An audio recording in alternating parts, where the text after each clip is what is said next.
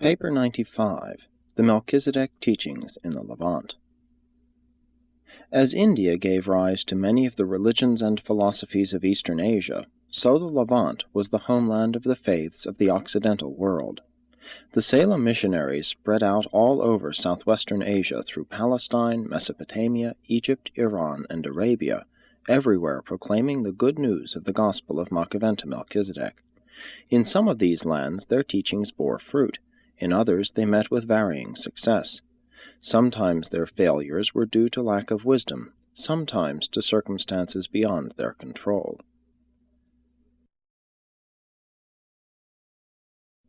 (1) The Salem religion in Mesopotamia. By 2000 BC, the religions of Mesopotamia had just about lost the teachings of the Sethites and were largely under the influence of the primitive beliefs of two groups of invaders, the Bedouin Semites who had filtered in from the western desert, and the barbarian horsemen who had come down from the north. But the custom of the early Adamite peoples in honoring the seventh day of the week never completely disappeared in Mesopotamia. Only during the Melchizedek era, the seventh day was regarded as the worst of bad luck. It was taboo-ridden. It was unlawful to go on a journey, cook food, or make a fire on the evil seventh day. The Jews carried back to Palestine many of the Mesopotamian taboos which they had found resting on the Babylonian observance of the seventh day, the Shabbatum. Although the Salem teachers did much to refine and uplift the religions of Mesopotamia, they did not succeed in bringing the various peoples to the permanent recognition of one God. Such teaching gained the ascendancy for more than 150 years, and then gradually gave way to the older belief in a multiplicity of deities. The Salem teachers greatly reduced the number of the gods of Mesopotamia, at one time bringing the chief deities down to 7, Bel, Shamash, Nabu, Anu, Ea, Marduk, and Sin. At the height of the new teaching, they exalted 3 of these gods to supremacy over all others, the Babylonian triad, Bel, Ea, and Anu, the gods of earth, sea, and sky. Still other triads grew up in different localities, all reminiscent of the Trinity teachings of the Andites and the Sumerians, and based on the belief of the Salemites in Melchizedek's insignia of the 3 circles. Never did the Salem teachers fully overcome the popularity of Ishtar, the mother of gods and the spirit of sex fertility. They did much to refine the worship of this goddess, but the Babylonians and their neighbors had never completely outgrown their disguised forms of sex worship. It had become a universal practice throughout Mesopotamia for all women to submit, at least once in early life, to the embrace of strangers. This was thought to be a devotion required by Ishtar, and it was believed that fertility was largely dependent on this sex sacrifice. The early progress of the Melchizedek teaching was highly gratifying until Nabodad, the leader of the school at Kish, decided to make a concerted attack upon the prevalent practices of temple harlotry. But the Salem missionaries failed in their effort to bring about this social reform, and in the wreck of this failure, all their more important spiritual and philosophic teachings went down in defeat. This defeat of the Salem gospel was immediately followed by a great increase in the cult of Ishtar, a ritual which had already invaded Palestine as Ashtoreth, Egypt as Isis, Greece as Aphrodite, and the northern tribes as Astarte. And it was in connection with this revival of the worship of Ishtar that the Babylonian priests turned anew to stargazing. Astrology experienced its last great Mesopotamian revival. Fortune-telling became the vogue, and for centuries the priesthood increasingly deteriorated. Melchizedek had warned his followers to teach about the one God, the Father and Maker of all, and to preach only the gospel of divine favor through faith alone. But it has often been the error of the teachers of new truth to attempt too much, to attempt to supplant slow evolution by sudden revolution. The Melchizedek missionaries in Mesopotamia raised a moral standard too high for the people. They attempted too much, and their noble cause went down in defeat. They had been commissioned to preach a definite gospel, to proclaim the truth of the reality of the universal Father, but they became entangled in the apparently worthy cause of reforming the mores, and thus was their great mission sidetracked and virtually lost in frustration and oblivion.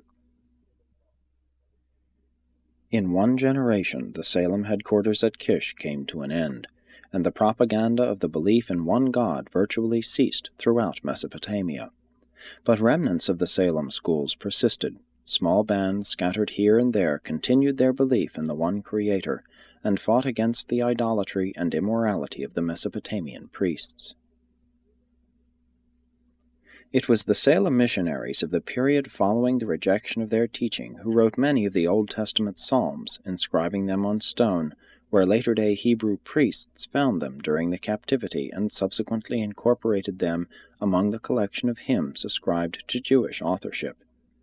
These beautiful psalms from Babylon were not written in the temples of Bel-Marduk. They were the work of the descendants of the earlier Salem missionaries, and they are a striking contrast to the magical conglomerations of the Babylonian priests.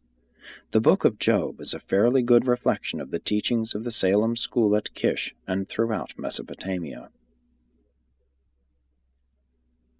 Much of the Mesopotamian religious culture found its way into Hebrew literature and liturgy by way of Egypt through the work of Amenemop and Akhenaten. The Egyptians remarkably preserved the teachings of social obligation derived from the earlier Andite Mesopotamians and so largely lost by the later Babylonians who occupied the Euphrates Valley. 2. Early Egyptian religion. The original Melchizedek teachings really took their deepest root in Egypt, from where they subsequently spread to Europe. The evolutionary religion of the Nile Valley was periodically augmented by the arrival of superior strains of Nodite, Adamite, and later Andite peoples of the Euphrates Valley. From time to time, many of the Egyptian civil administrators were Sumerians. As India in these days harbored the highest mixture of the world races, so Egypt fostered the most thoroughly blended type of religious philosophy to be found on Urantia, and from the Nile Valley it spread to many parts of the world. The Jews received much of their idea of the creation of the world from the Babylonians, but they derived the concept of divine providence from the Egyptians.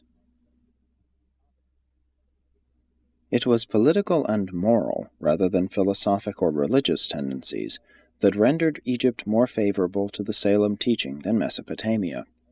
Each tribal leader in Egypt, after fighting his way to the throne, sought to perpetuate his dynasty by proclaiming his tribal god the original deity and creator of all other gods.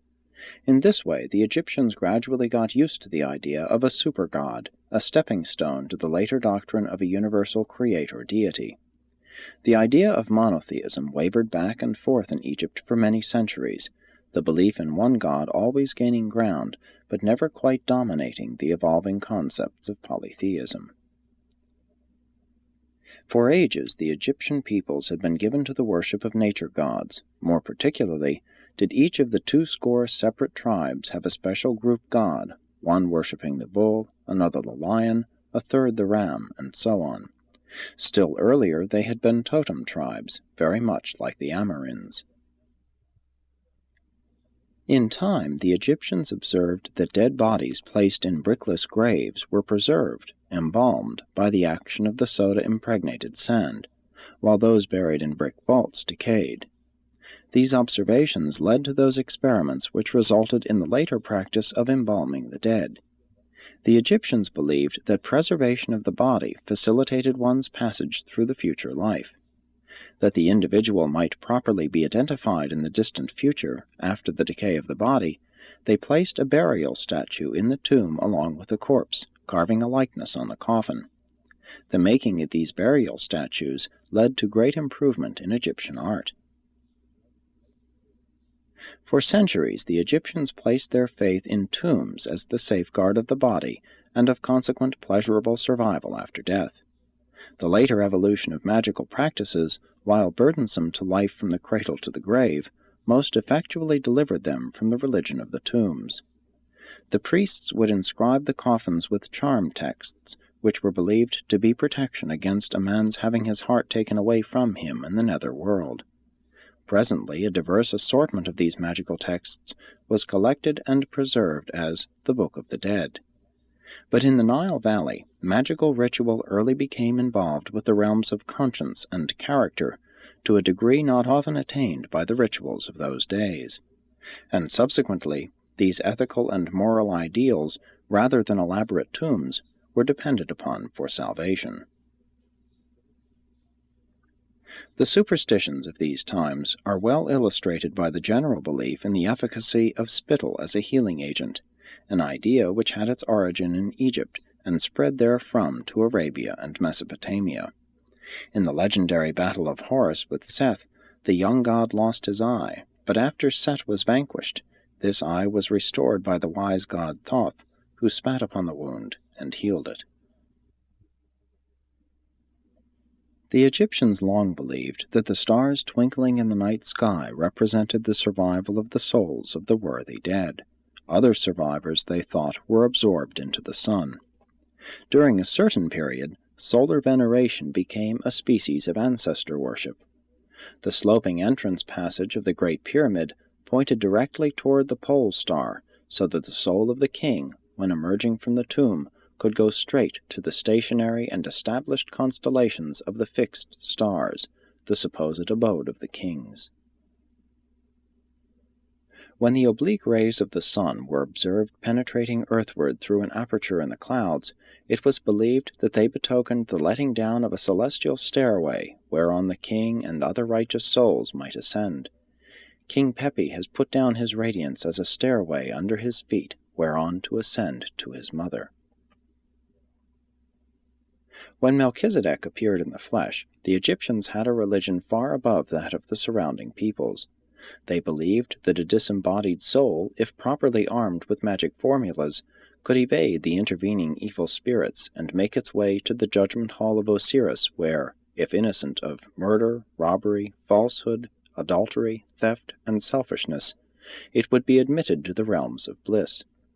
If this soul were weighed in the balance and found wanting, it would be consigned to hell, to the devouress. And this was, relatively, an advanced concept of a future life in comparison with the beliefs of many surrounding peoples. The concept of judgment in the hereafter for the sins of one's life in the flesh on earth was carried over into Hebrew theology from Egypt. The word judgment appears only once in the entire book of Hebrew Psalms, and that particular psalm was written by an Egyptian.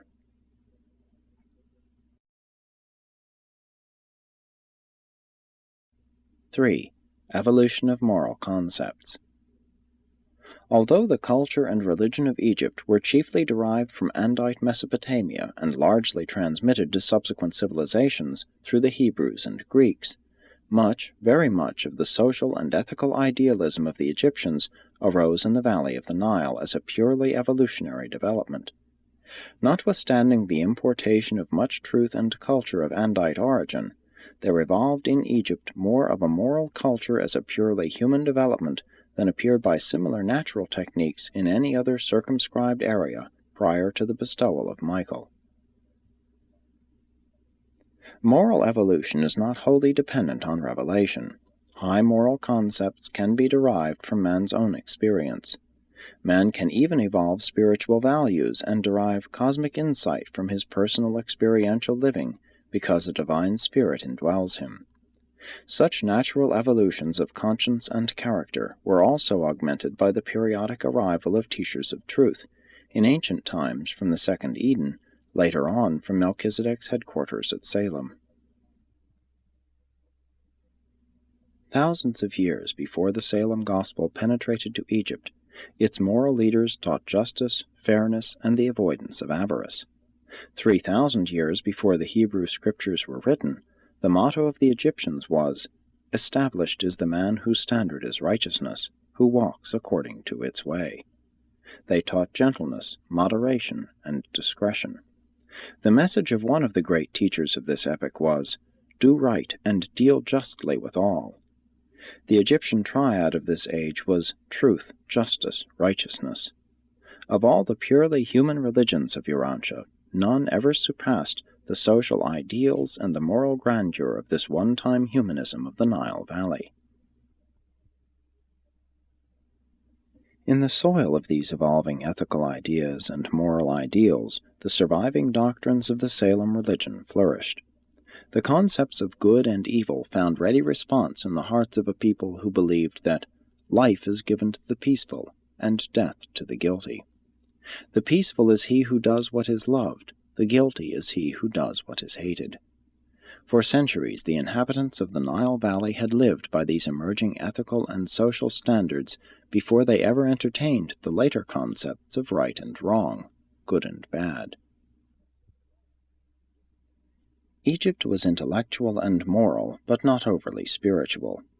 In 6,000 years only 4 great prophets arose among the Egyptians. Amenemop they followed for a season, Ochban they murdered, Akhenaten they accepted, but half-heartedly for 1 short generation.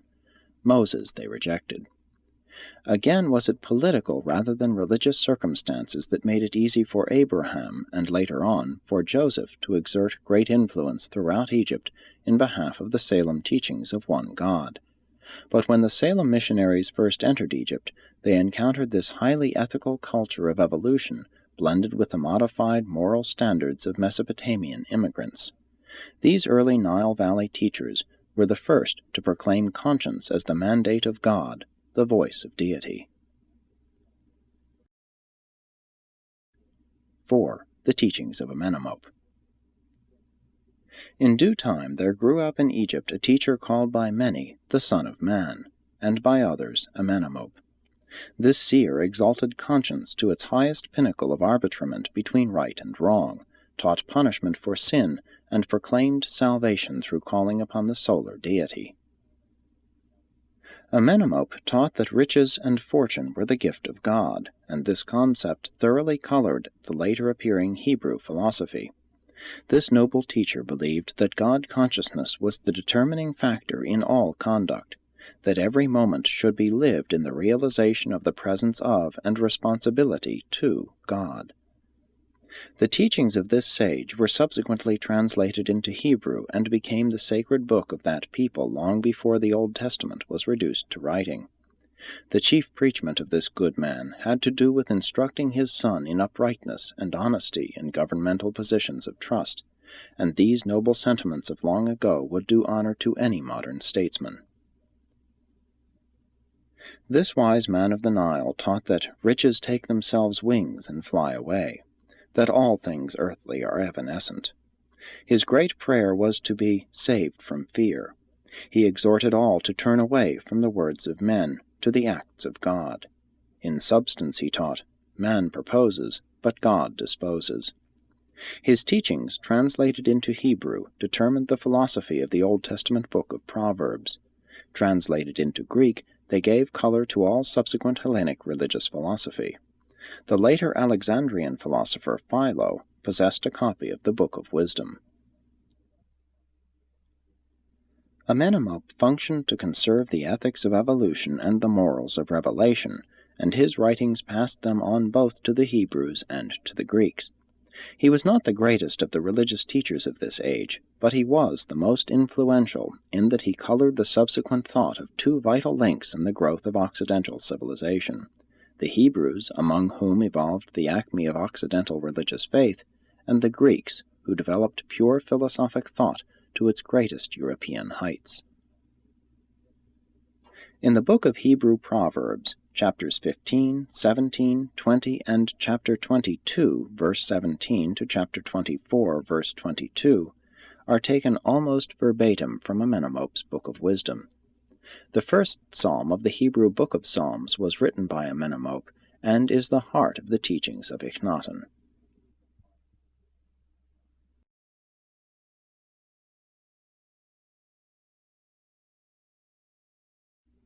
(5) The remarkable Akhenaten. The teachings of Amenemop were slowly losing their hold on the Egyptian mind when, through the influence of an Egyptian Salemite physician, a woman of the royal family espoused the Melchizedek teachings. This woman prevailed upon her son, Akhenaten, Pharaoh of Egypt, to accept these doctrines of one God. Since the disappearance of Melchizedek in the flesh, no human being up to that time had possessed such an amazingly clear concept of the revealed religion of Salem as Akhenaten. In some respects, this young Egyptian king is one of the most remarkable persons in human history.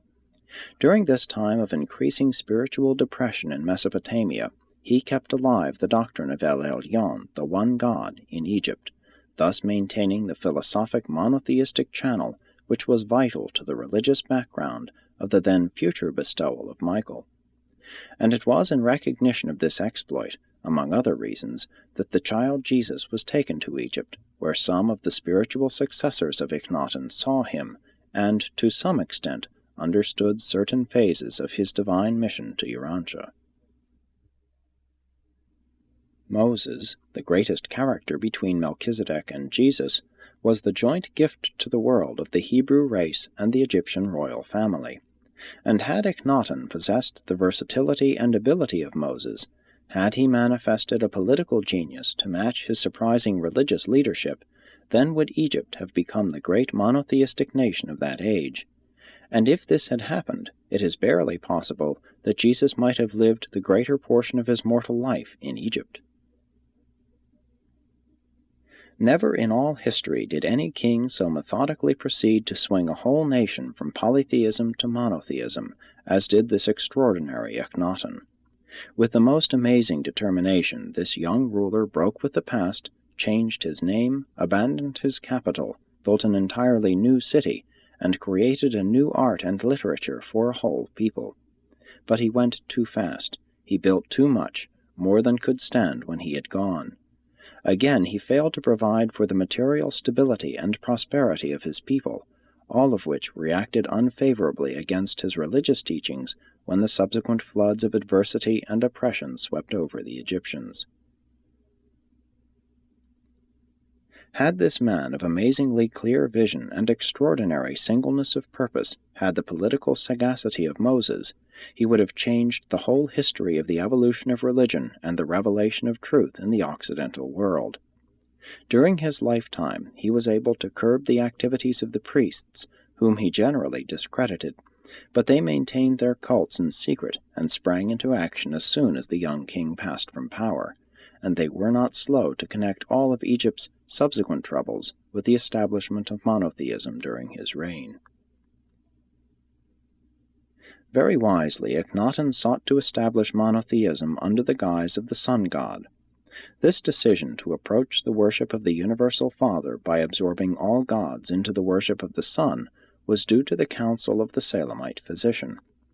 Akhenaten took the generalized doctrines of the then existent Aton faith regarding the fatherhood and motherhood of deity, and created a religion which recognized an intimate worshipful relation between man and God.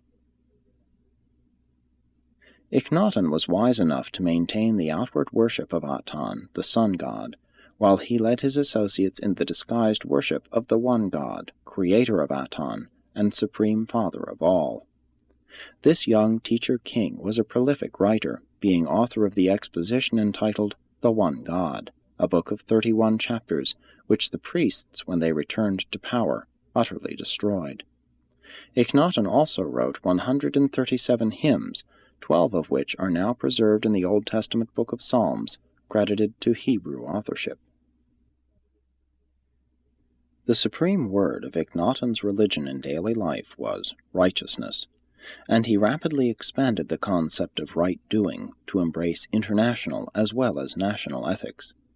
This was a generation of amazing personal piety, and was characterized by a genuine aspiration among the more intelligent men and women to find God and to know Him. In those days, social position or wealth gave no Egyptian any advantage in the eyes of the law. The family life of Egypt did much to preserve and augment moral culture, and was the inspiration of the later superb family life of the Jews in Palestine. The fatal weakness of Akhenaten's gospel was its greatest truth, the teaching that Aton was not only the creator of Egypt, but also of the whole world, man and beasts, and all the foreign lands, even Syria and Cush, besides this land of Egypt. He sets all in their place, and provides all with their needs. These concepts of deity were high and exalted, but they were not nationalistic. Such sentiments of internationality in religion failed to augment the morale of the Egyptian army on the battlefield, while they provided effective weapons for the priests to use against the young king and his new religion. He had a deity concept far above that of the later Hebrews, but it was too advanced to serve the purposes of a nation builder. Though the monotheistic ideals suffered with the passing of Akhenaten, the idea of one God persisted in the minds of many groups. The son-in-law of Akhenaten went along with the priests back to the worship of the old gods, changing his name to Tutankhamun. The capital returned to Thebes, and the priests waxed fat upon the land, eventually gaining possession of 1/7 of all Egypt. And presently one of this same order of priests made bold to seize the crown. But the priests could not fully overcome the monotheistic wave. Increasingly, they were compelled to combine and hyphenate their gods. More and more the family of gods contracted. Akhenaten had associated the flaming disk of the heavens with the Creator God, and this idea continued to flame up in the hearts of men, even of the priests, long after the young reformer had passed on. Never did the concept of monotheism die out in the hearts of men in Egypt and in the world. It persisted even to the arrival of the Creator Son of that same Divine Father, the one God whom Akhenaten had so zealously proclaimed for the worship of all Egypt. The weakness of Akhenaten's doctrine lay in the fact that he proposed such an advanced religion that only the educated Egyptians could fully comprehend his teachings. The rank and file of the agricultural laborers never really grasped his gospel, and were, therefore, ready to return with the priests to the old-time worship of Isis and her consort Osiris, who was supposed to have been miraculously resurrected from a cruel death at the hands of Set, the god of darkness and evil. The teaching of immortality for all men was too advanced for the Egyptians. Only kings and the rich were promised a resurrection. Therefore did they so carefully embalm and preserve their bodies in tombs against the day of judgment. But the democracy of salvation and resurrection as taught by Akhenaten eventually prevailed, even to the extent that the Egyptians later believed in the survival of dumb animals. Although the effort of this Egyptian ruler to impose the worship of one God upon his people appeared to fail, it should be recorded that the repercussions of his work persisted for centuries both in Palestine and Greece, and that Egypt thus became the agent for transmitting the combined evolutionary culture of the Nile and the revelatory religion of the Euphrates to all of the subsequent peoples of the Occident. The glory of this great era of moral development and spiritual growth in the Nile Valley was rapidly passing at about the time the national life of the Hebrews was beginning, and consequent upon their sojourn in Egypt, these Bedouins carried away much of these teachings and perpetuated many of Akhenaten's doctrines in their racial religion. 6. The Salem Doctrines in Iran. From Palestine, some of the Melchizedek missionaries passed on through Mesopotamia and to the great Iranian plateau. For more than 500 years the Salem teachers made headway in Iran, and the whole nation was swinging to the Melchizedek religion when a change of rulers precipitated a bitter persecution which practically ended the monotheistic teachings of the Salem cult. The doctrine of the Abrahamic covenant was virtually extinct in Persia when, in that great century of moral renaissance, the 6th before Christ, Zoroaster appeared to revive the smoldering embers of the Salem gospel. This founder of a new religion was a virile and adventurous youth who, on his first pilgrimage to Ur in Mesopotamia, had learned of the traditions of the Caligastia and the Lucifer rebellion, along with many other traditions, all of which had made a strong appeal to his religious nature. Accordingly, as the result of a dream while in Ur, he settled upon a program of returning to his northern home to undertake the remodeling of the religion of his people. He had imbibed the Hebraic idea of a God of justice, the Mosaic concept of divinity. The idea of a supreme God was clear in his mind, and he set down all other gods as devils, consigned them to the ranks of the demons of which he had heard in Mesopotamia.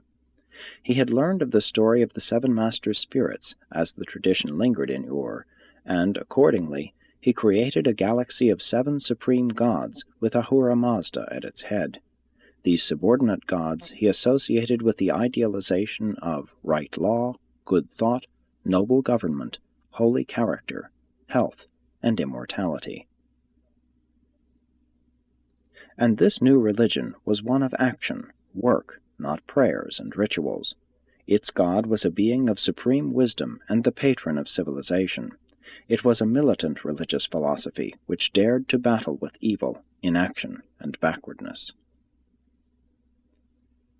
Zoroaster did not teach the worship of fire, but sought to utilize the flame as a symbol of the pure and wise spirit of universal and supreme dominance.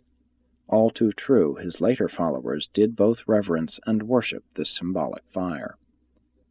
Finally, upon the conversion of an Iranian prince, this new religion was spread by the sword, and Zoroaster heroically died in battle for that which he believed was the truth of the Lord of Light.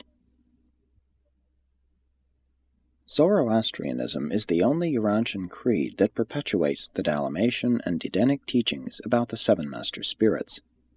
While failing to evolve the Trinity concept, it did in a certain way approach that of God the Sevenfold. Original Zoroastrianism was not a pure dualism, though the early teachings did picture evil as a time coordinate of goodness. It was definitely eternity submerged in the ultimate reality of the good. Only in later times did the belief gain credence that good and evil contended on equal terms.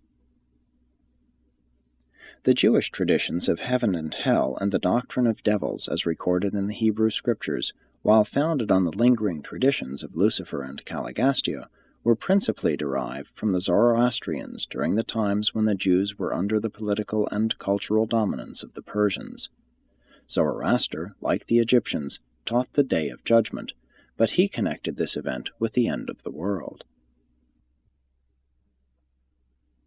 Even the religion which succeeded Zoroastrianism in Persia was markedly influenced by it.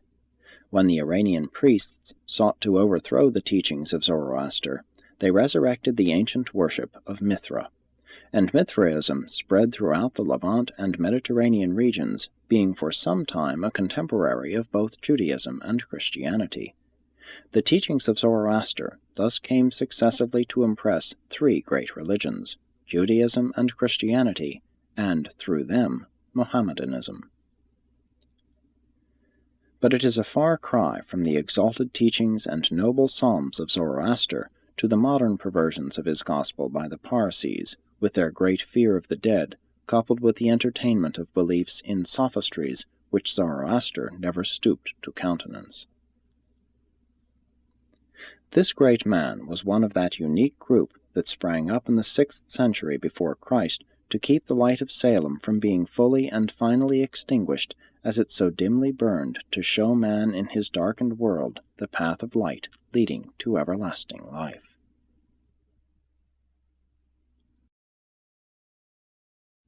(7) The Salem Teachings in Arabia. The Melchizedek teachings of the one God became established in the Arabian desert at a comparatively recent date. As in Greece, so in Arabia the Salem missionaries failed because of their misunderstanding of Macaventa's instructions regarding over-organization. But they were not thus hindered by their interpretation of his admonition against all efforts to extend the gospel through military force or civil compulsion. Not even in China or Rome did the Melchizedek teachings fail more completely than in this desert region so very near Salem itself. Long after the majority of the peoples of the Orient and Occident had become respectively Buddhist and Christian, the desert of Arabia continued as it had for thousands of years. Each tribe worshipped its olden fetish, and many individual families had their own household gods. Long the struggle continued between Babylonian Ishtar, Hebrew Yahweh, Iranian Ahura, and Christian Father of the Lord Jesus Christ. Never was one concept able fully to displace the others. Here and there throughout Arabia were families and clans that held on to the hazy idea of the one God. Such groups treasured the traditions of Melchizedek, Abraham, Moses, and Zoroaster. There were numerous centers that might have responded to the Jesusonian gospel, but the Christian missionaries of the desert lands were an austere and unyielding group in contrast with the compromisers and innovators who functioned as missionaries in the Mediterranean countries. Had the followers of Jesus taken more seriously his injunction to go into all the world and preach the gospel, and had they been more gracious in that preaching, less stringent in collateral social requirements of their own devising, then many lands would gladly have received the simple gospel of the carpenter's son, Arabia among them. Despite the fact that the great Levantine monotheisms failed to take root in Arabia, this desert land was capable of producing a faith which, though less demanding in its social requirements, was nonetheless monotheistic. There was only one factor of a tribal, racial, or national nature about the primitive and unorganized beliefs of the desert, and that was the peculiar and general respect which almost all Arabian tribes were willing to pay to a certain black stone fetish in a certain temple at Mecca. This point of common contact and reverence subsequently led to the establishment of the Islamic religion. What Jahwe, the volcano spirit, was to the Jewish Semites, the Kaaba stone became to their Arabic cousins. The strength of Islam has been its clear-cut and well-defined presentation of Allah as the one and only deity. Its weakness, the association of military force with its promulgation, together with its degradation of woman. But it has steadfastly held to its presentation of the one universal deity of all, who knows the invisible and the visible. He is the merciful and the compassionate. Truly God is plenteous in goodness to all men. And when I am sick, it is he who heals me. For whenever as many as three speak together, God is present as a fourth. For is he not the first and the last, also the seen and the hidden? Presented by a Melchizedek of Nebadon.